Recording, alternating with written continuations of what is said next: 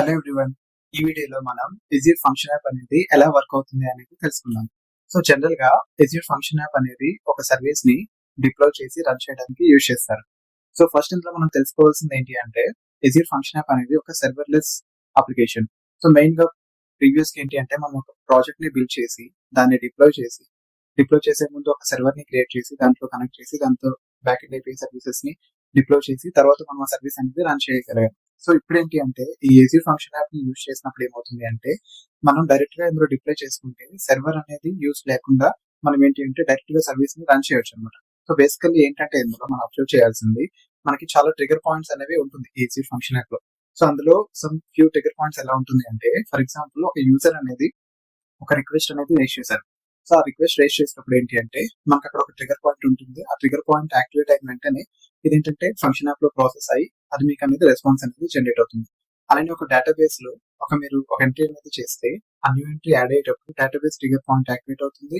And మనకి ఏంటి అంటే ఫంక్షన్ యాప్ లో ప్రాసెస్ రన్ అవుతుంది. సో ఈ ప్రాసెస్ ఏం రన్ అవుతుంది అంటే ఇందులో ఫంక్షన్స్ ఉంటాయి. సో ఫంక్షన్ ఏంటి అంటే మనం జావా, పైథాన్, C++ అలా ఏ లాంగ్వేజ్ అయినా యూజ్ చేసి మనం ఏంటి అంటే ఫంక్షన్ లో డిప్లాయ్ చేస్తాం.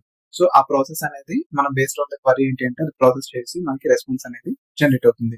అలానే మనం ఏదైనా ఒక ఫైల్ ని బ్లాక్ స్టోరేజ్ లో అప్లోడ్ చేసిన వెంటనే ఆ బ్లాక్ ట్రిగర్ అనేది యాక్టివేట్ అవుతుంది. ఆ బ్లాక్ ట్రిగర్ యాక్టివేట్ అయిన వెంటనే మనకు అతను ఒక ఆప్షన్ ఏదైతే ఉంటుందో ఆ ఫైల్ నుంచి ఉన్న డేటాని ఎక్స్ట్రాక్ట్ చేసి ప్రాసెస్ చేసి అది మనకి రెస్పాన్స్ అనేది మెయిల్ త్రూ సెండ్ చేయడం కానీ లేకపోతే ఒక డేటాబేస్ లో సేవ్ చేయడం కానీ ఇట్లా మనకి చాలా వేరియేషన్స్ లో అవుట్పుట్ అనేది జనరేట్ అయ్యి మనకి ఎక్కడైతే రిక్వైర్డ్ లొకేషన్ కావాలనుకుంటున్నామో అక్కడ జనరేట్ అవుతుంది. సో దీనికి మనం ఒక రియల్ టైమ్ ఎగ్జాంపుల్ లో చూసుకున్నట్లయితే మనం ఒక డెలివరీ యాప్. సో ఆ డెలివరీ యాప్ లో మనం ఒక ప్రోడక్ట్ ని యాడ్ టు కార్ట్ మెన్షన్ చేసిన వెంటనే మనకు అక్కడ డేటాబేస్ లో అప్డేట్ అవుతుంది. సో డేటాబేస్ లో అప్డేట్ అవుతున్నప్పుడు ఏమవుతుంది అక్కడ మనకు ఒక ట్రిగర్ పాయింట్ అనేది యాక్టివేట్ అవుతుంది. సో ఆ ట్రిగర్ పాయింట్ యాక్టివేట్ అయినప్పుడు అక్కడ నుంచి డైరెక్ట్ గా ఫంక్షన్ యాప్ లో ఉన్నటువంటి లాజిక్ రన్ అయిన తర్వాత మనకు ఆ ప్రాసెస్ అవుట్పుట్ అనేది మనకి ఎక్కడైతే లొకేషన్ లో చూపించాలనుకుంటున్నామో ఆ లొకేషన్ కి ఈ రెస్పాన్స్ అనేది జనరేట్ చేస్తుంది. సో ఇలా మనకి ఫంక్షన్ యాప్ అనేది రియల్ టైమ్ ప్రాజెక్ట్స్ లో హెల్ప్ చేయొచ్చు అనమాట. సో దీనివల్ల ఏంటి అంటే మనం చాలా ఈజీగా డిప్లాయ్ చేసి మనం ఈజీగా ఏ సర్వీస్ అయినా సరే రన్ చేయొచ్చు.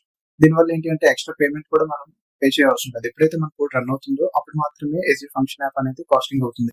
మనం ఎప్పుడైతే అది మనం యూజ్ చేయడం లేదో సర్వీస్ అప్పుడు మనకు ఆ కాస్టింగ్ అనేది అవ్వదు. ఇందులో మనకి డేటా సెక్యూరిటీ ఉంటుంది అండ్ చాలా ఫాస్ట్ గా రెస్పాన్సెస్ వస్తాయి అండ్ చాలా అడ్వాంటేజెస్ అనేది ఉంటుంది. సో మీరు కూడా మీ ఫ్రీ టైం లో ట్రై చేయండి ఒకసారి ఎజ్యూర్ ఫంక్షన్ యాప్ లో ఒక సర్వీస్ ని డిప్లాయ్ చేసి అది ఎట్లా వర్క్ అవుతుంది ఏంటి అనేది కూడా ఎక్స్పెరిమెంట్ చేయండి. ఇలాంటి మరెన్నో ఇంట్రెస్టింగ్ టాపిక్స్ మీరు తెలుసుకోవాలనుకుంటున్నారా? అయితే ఈ ఛానల్ కి సబ్స్క్రైబ్ చేయండి. Thank you so much. జై హింద్.